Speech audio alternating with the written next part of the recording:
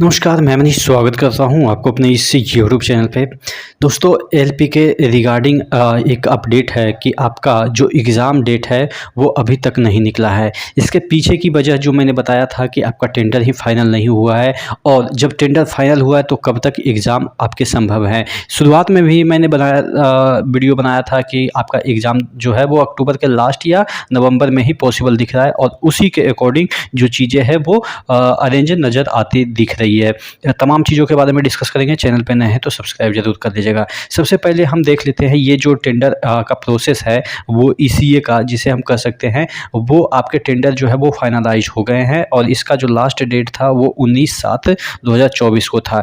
अब इसमें जो चीज़ें हैं वो निकल के सामने आई है कि किसको टेंडर का प्रोसेस जो है वो मिला है। तो यहाँ पे यानी कि किसको मिला है वो आपको भी कुछ दिन पहले ही पता चल गया होगा कि टीसीएस जो है वो इस टेंडर को जीतने में सफल रहा। यहाँ पे चूंकि equity career technology private limited जो है वो इसमें पार्टिसिपेट ही नहीं किया था जब मीटिंग हो रही थी। तो अब देखिए, अब ये तो फाइनल हो गया कि आपका एग्ज़ाम टीसीएस लेगा। तो आप समझदार हैं कि एएलपी का एग्ज़ाम जब पिछली बार जब हुआ था तो किस तरह के क्वेश्चन पूछे गए थे। ज़्यादातर आपके साइंस से क्वेश्चन डीप में पूछे गए थे, तो उसी तरीके का पैटर्न रहेगा इस बार भी। तो आप ध्यान रखिएगा कि पिछला जितने भी क्वेश्चन हैं उसको अगर कर लेते हैं तो आपका हो सकता है कि कुछ क्वेश्चन इसमें लड़े भी। कंसेप्ट तो लगभग लड़ेगा, क्वेश्चन लड़े या ना लड़े, कंसेप्ट 100% लड़ेगा। तो ये चीज़ें हैं। अब बात कर लेते हैं कि एग्ज़ाम कब तक पॉसिबल दिख रही है। देखिए, चूंकि टेंडर प्रोसेस फाइनल ही हुआ है, अब इसको अरेंज करने में समय लगेगा कि इतने जो लोग हैं 20 लाख 23 लाख के तकरीबन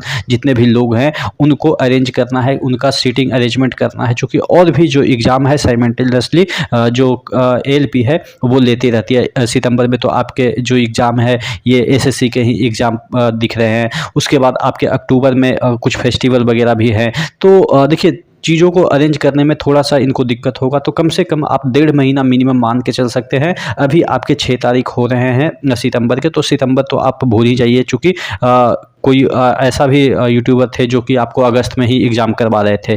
तो वो अलग बात है कि व्यूज़ उनके अच्छे आते हैं इसलिए अगस्त में करवा देंगे या जनवरी में करवा देंगे, वो उन पे डिपेंड करता है। लेकिन हाँ, फ़िलहाल ये 100% श्योर है कि सितंबर में तो बिल्कुल एग्ज़ाम नहीं होगा। चूँकि जब भी एग्ज़ाम होगा तो आपको 20 दिन पहले नोटिस मिलेगा, और 20 दिन यानी कि अभी से 20 दिन अगर जोड़ भी लेते हैं तो तकरीबन 27-28 तो मिनिमम चल ही जाता है। तो यानी कि सितंबर में तो पॉसिबल नहीं दिख रहा है। अक्टूबर में थोड़ा-सा अरेंजमेंट की वजह से आपको दिक्कत होगी, तो अक्टूबर लास्ट या नवंबर में एकदम से नवंबर में तो 100% श्योर आप मान के चलिए कि आपका एग्ज़ाम होगा।